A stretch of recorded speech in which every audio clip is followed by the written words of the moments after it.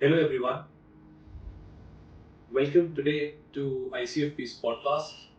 You mentioned about the thing of having ethics as one of the core elements of the profession and maintaining practice standards and so. So that is going to create a differentiation in the market when it comes to how does a CFP really advise his client be fiduciary, be following ethics, so on and so on. Of balancing between the risk and the patience and the value of compounding time value of money, all of those. See, they are also people who are very practical, so they would believe what they see. So you have to make them understand by the real time examples. Hello everyone, welcome today to ICFP's podcast. On this very special occasion of the World Financial Planning Day, we are here to discuss about financial planning and why is it one of the most critical skills that we all should have. So, friends, it's usually not about only about money. It's also about the security and a lot of other factors which really go about. And it's not only about the individuals, also about the families. How we'll see today, financial planning is important at every stage of life. So, my name is Rishi Narang, friends. I'm the academic head of the institution. With me today is Ms. Teena Rawal, head of strategies and a distinguished representative of FPSB India, the body behind this global, well-recognized gold standard certification, CFP. Teena, thank you for being today with us for this podcast. Thank you. It's a pleasure to be here, Rishi. Looking Thank- forward to it. So, Teena, before we delve into the nitty-gritties of things, uh, let's talk something basic. Uh, we all hear about financial planning these days. There's more information about it in the markets, but what is the key thing in financial planning? What is the message for all of us in this case, and why it has become extremely critical for individuals and families to, not to ignore it now. We can't really afford to ignore it. So, what's your thought on this? I think the best question to kickstart the conversation. Um, Interestingly, Rishi, when we talk about not just financial planning, but when we talk anything which is related to finance, people think numbers. And when people think numbers, they are afraid of numbers. But not anybody and everybody is good at numbers. But what they need to understand is that financial planning or anything that is related to finance is not about numbers, but is about choices.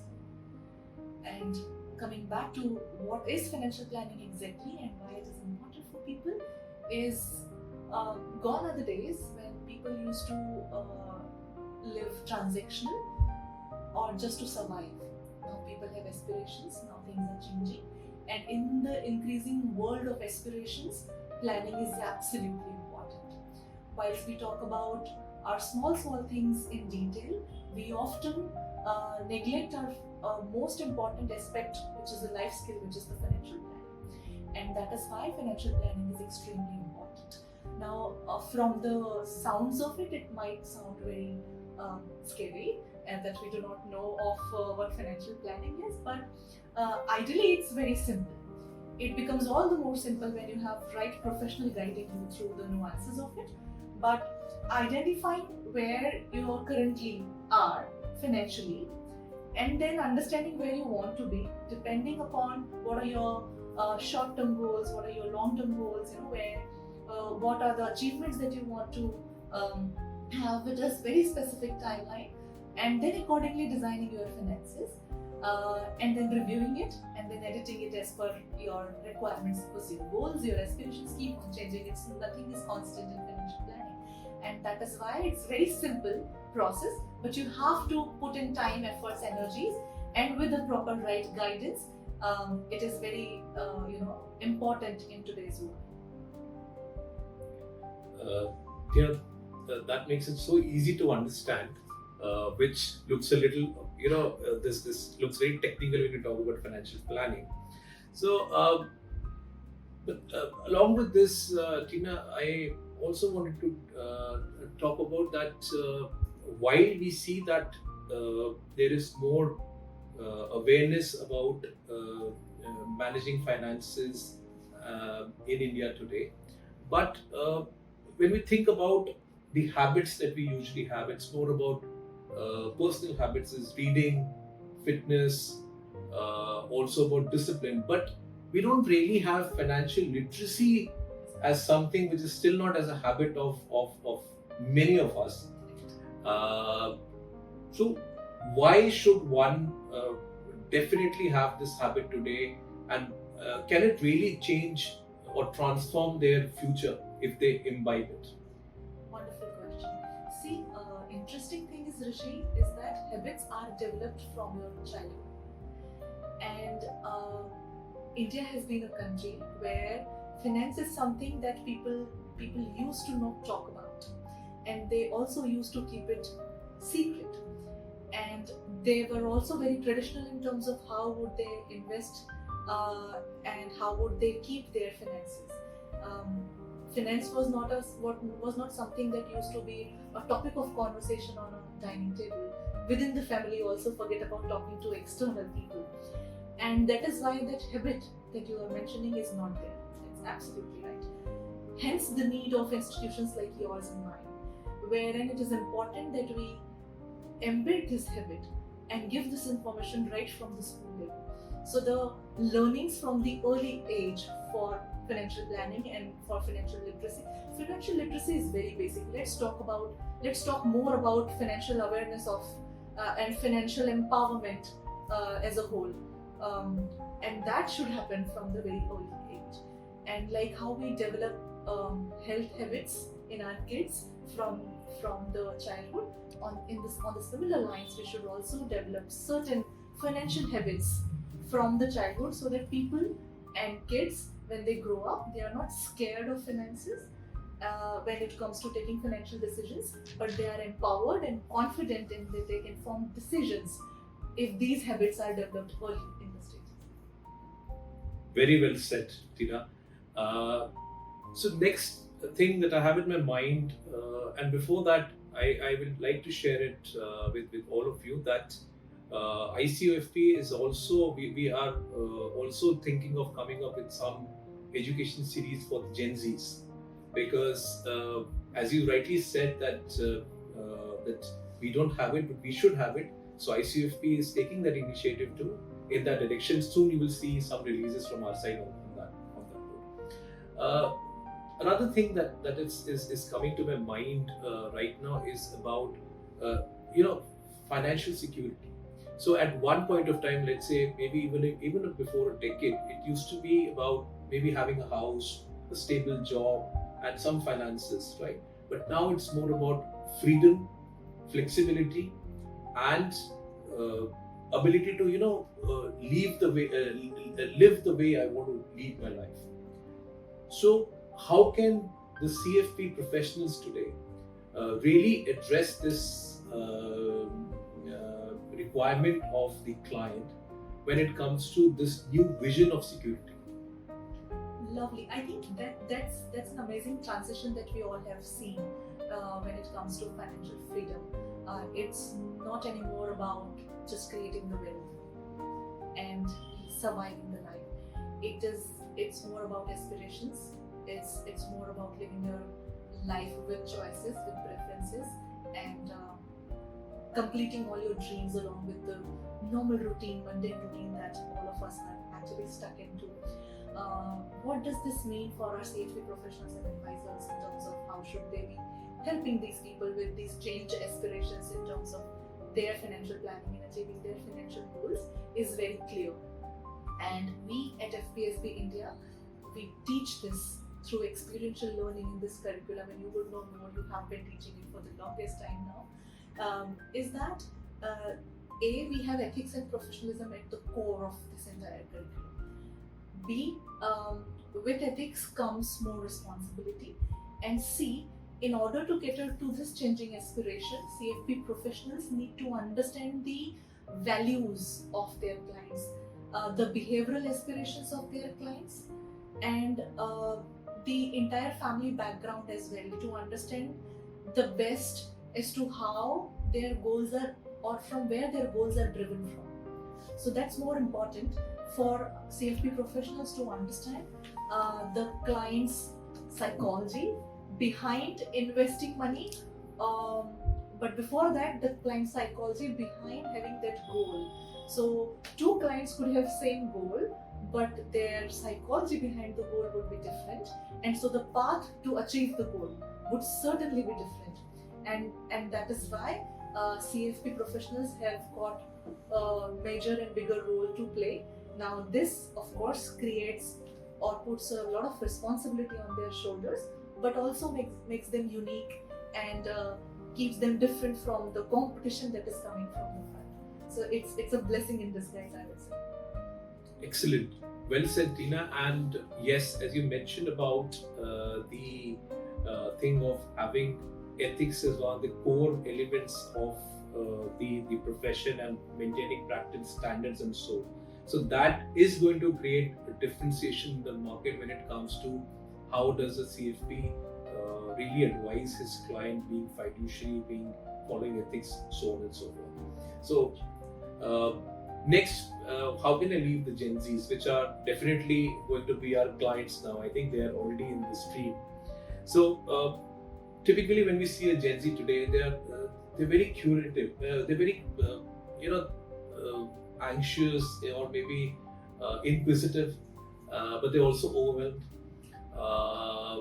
Attention is what they seek. So maybe scrolling through reels or finfluences is what could be the thing that really interests them. So how can a CFP professional today really be that trusted partner for a Gen Z who has a lot of things going for him? This is very interesting, Rishi, because CFP professional will have a very important role to play here, because they have to deal with 3-4 different generations with different set of minds, and the most difficult that they're going to find is Gen Z.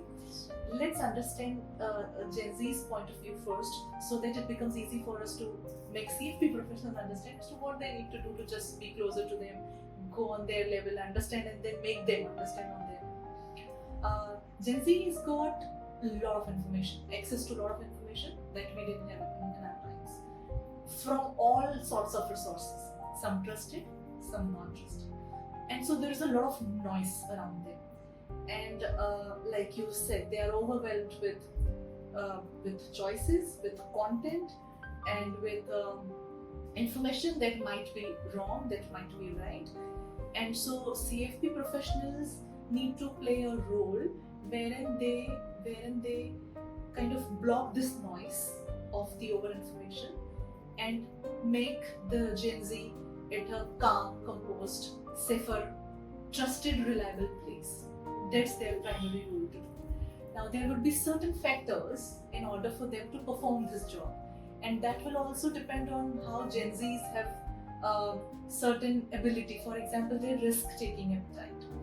Their risk appetite is highest of all the segments that we are talking about, and their patience level is the least of all that we're talking about. They want quick fix. They want to earn more in a very short span of time. But then some of these aspects are not in very much alignment with the actual rules and basics of financial planning. Now, if you tell them directly, no, you cannot do this, they might not listen.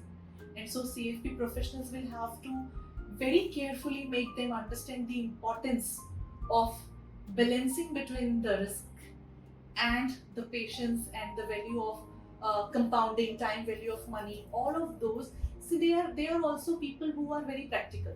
So they would believe what they see. So you have to make them understand by the real-time examples of what happens if. And when you do that, they start believing in these concepts.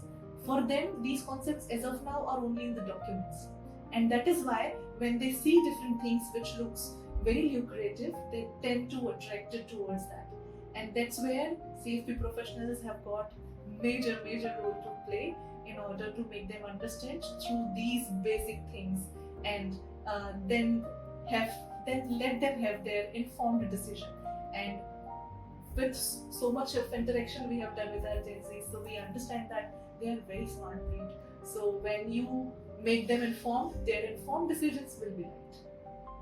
Well said, Teena. And as you mentioned about that, so it means there's a lot of evolving skills that the CFP professionals have to learn to handle the Gen Zs and to bring the right direction and message so that they are good. We need to just make them better. Now a very interesting question, which I'm sure everybody wants to know about, is about the profession and jobs. So when it comes to anyone who is, let's say, from a different sector like IT, operations, or any other field, can the certified financial planner or financial planning be a well rewarding career for them? How would it interest them? Lovely. See, let's take it this way. Financial planning is a life skill. It's not just a career. So you be from any walk of your life, this is a basic life skill that you must have. Now it's an added benefit to them that they can use it as career option as well. The beauty of this particular field as a career is that not many people have started getting into this career. So right now what we face difficulty at FPSB India is that we have more jobs, more opportunities and lesser talent. And so it's all the more important for people from all the walks of life to take this opportunity, grab this opportunity, and do well in their personal life as well as in their professional life. As far as different streams are concerned, there is no restriction from FPSB India wherein you cannot pursue this qualification if you are not from the relevant field. It is such an interesting topic, Rishi. It's very close to my heart, and I know it's close to yours as well. Is that no matter if it is a career or if it is just an education, you should learn it. You should learn it. That not just will help you improve your finances, make your life better, make your family's life better, but will give you a different level of confidence when you know your finances, when you know how to navigate things, how to reach your goals, how to design them, and that's an absolute beauty of this profession. It's a fact today that, as you mentioned, that this is a life skill. There are very few professions where life skills can be used to make money, manage your own money well, and you manage clients' money well. I think it is also about that satisfaction you get when you lead someone from point X to point Y and Z, that he has moved and he has achieved what he wanted to do in life. Absolutely. So it brings in that clarity, and we are actually drivers, right? The financial planning community are drivers to bring that change, or change makers, as I say. So I think it's a very great opportunity, friends, that everybody should pursue for their self life skills, for themselves, as well as for making it a well rewarding career. So thank you so much, Teena, for your time today. It was for this rich and energetic experience sharing with all of us. I'm sure you have a very busy schedule, but you took out time. Thank you so much. And just signing off. It was an absolute pleasure. What a wonderful conversation we had. Looking forward to many more such conversations. Sure. Thank you.